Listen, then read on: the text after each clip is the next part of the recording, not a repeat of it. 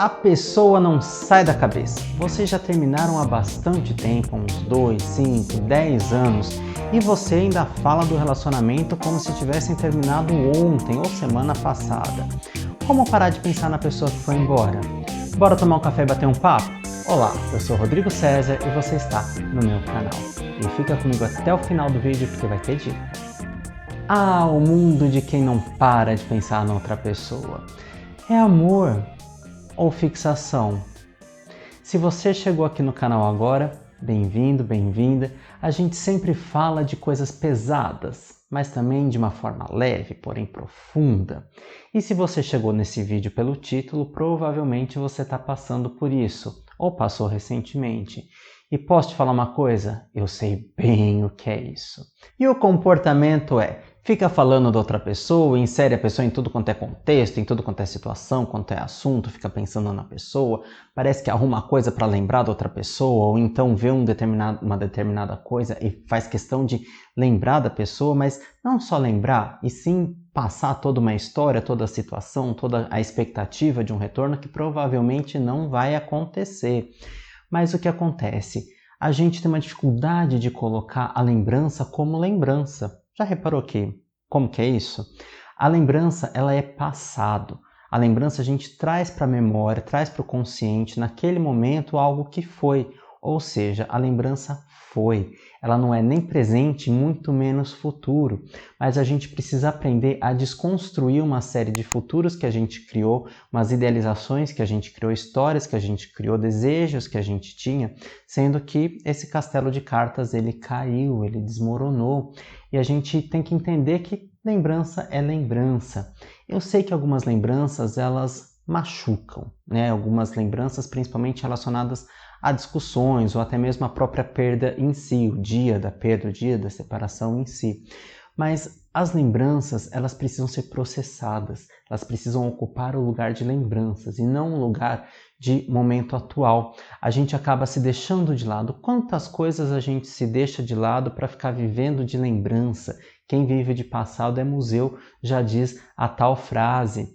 Mas o quanto que a gente acaba também se colocando nesse lugar de não seguir em frente, de não dar o próximo passo, porque de repente a gente achou que a nossa história é aquela, que a nossa história é ficar na esperança, na expectativa daquela outra pessoa voltar.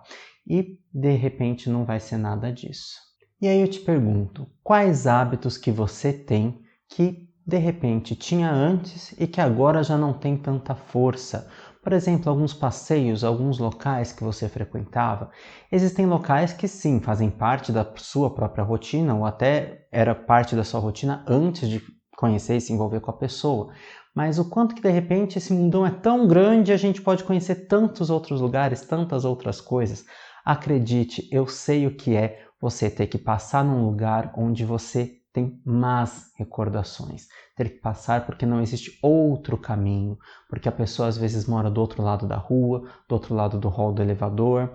Então, como que a gente lida com todas essas coisas, sendo que algumas lembranças acabam se fazendo persistir diante dos nossos olhos, ali na nossa mente, porque nem sempre é a gente que vai buscar sarna para se coçar. Muitas vezes a gente não consegue se livrar, então como que a gente vai processar, elaborar tudo isso? Eu acho que o momento de dor, né, de cicatrização, ele acontece até biologicamente, fisiologicamente, a cicatrização ela leva um tempo para acontecer. Então emocionalmente ela também vai levar esse tempo. Porém, como que a gente vai ocupar a nossa cabeça com outras coisas?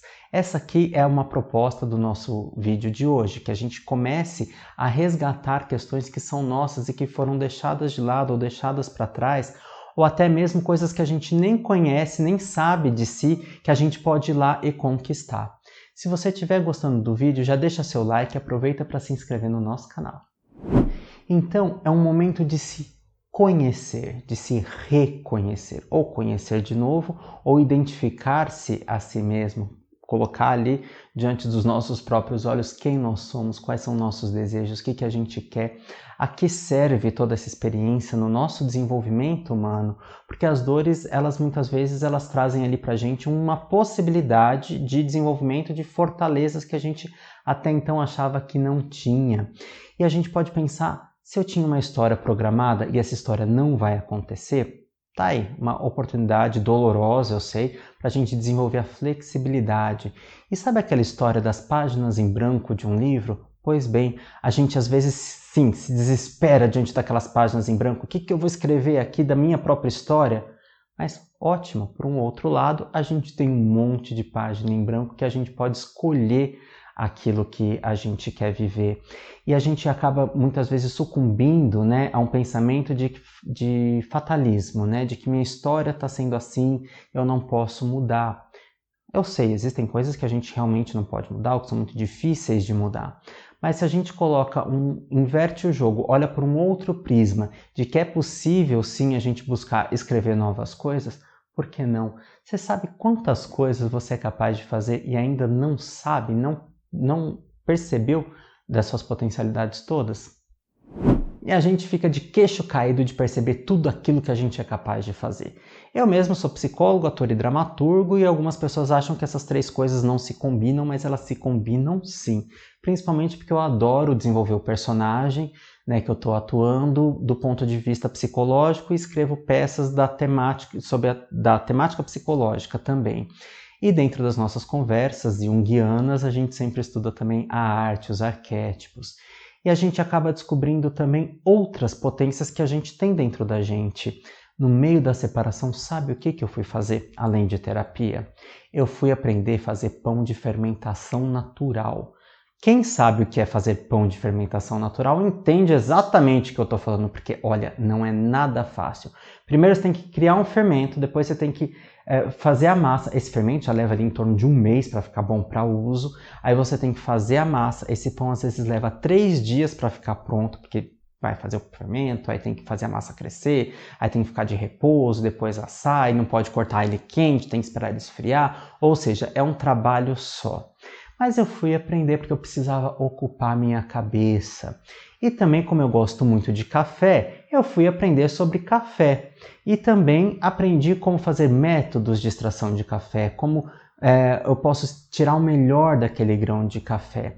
E assim eu fui aprendendo outras coisas também. Lancei um canal no YouTube, por aqui se você percorrer esse canal, você vai ver também que tem outros temas de vídeos parecidos com esse. Por quê? Foi todo um processo de superação. Só que para lançar um canal, eu precisei aprender a gravar vídeo, editar vídeo, como mexe em som e tudo mais. Olha, perdoa se os primeiros vídeos do canal estão ali meio feinhos, mas assim, é o que a gente podia fazer no momento, não é mesmo? E a gente tinha que lidar com toda essa dor emocional. Se você estiver escutando barulhinho, é a chuva. Mas faça uma lista. Quais são todas as coisas que você gostaria de fazer e deixou para trás? É o momento de se reconhecer. Né? Eu sei que às vezes a gente fica esperando a pessoa voltar, só que essa pessoa não volta. Eu tenho um vídeo aqui no canal que chama Até Quando Esperar. Eu vou deixar o card aqui, porque esse vídeo ele vai falar do mito da Penélope e do Ulisses, ou Odisseu, conforme a mitologia grega ou romana. Mas esse mito fala sobre uma mulher que esperava esse marido voltar. Todo mundo tinha dado ele como morto, mas ela tinha no íntimo dela o retorno dele. Só que ao mesmo tempo que a história da Penélope é interessante, né? De repente, será que a minha história vai ser semelhante a essa? E quais são todas as certezas que eu vou precisar desconstruir acerca da minha própria história?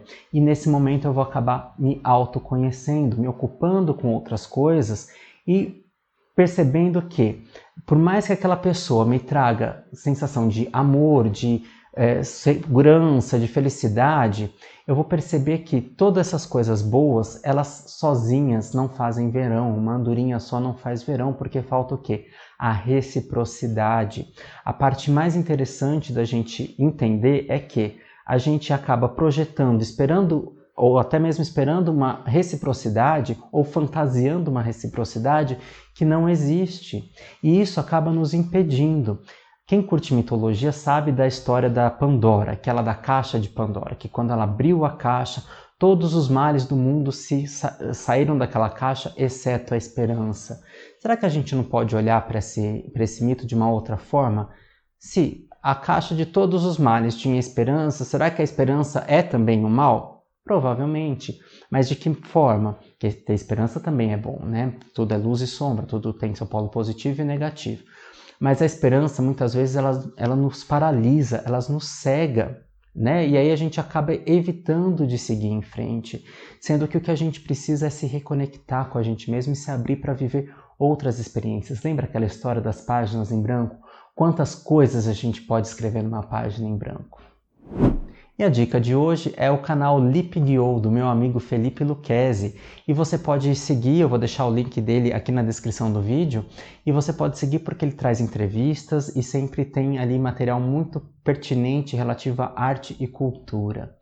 Vou pedir de novo para você se inscrever aqui no canal, deixar seu like, comentar e compartilhar também com os amigos, com as amigas, com quem precisa ouvir esse conteúdo, para quem precisa chegar a esse conteúdo.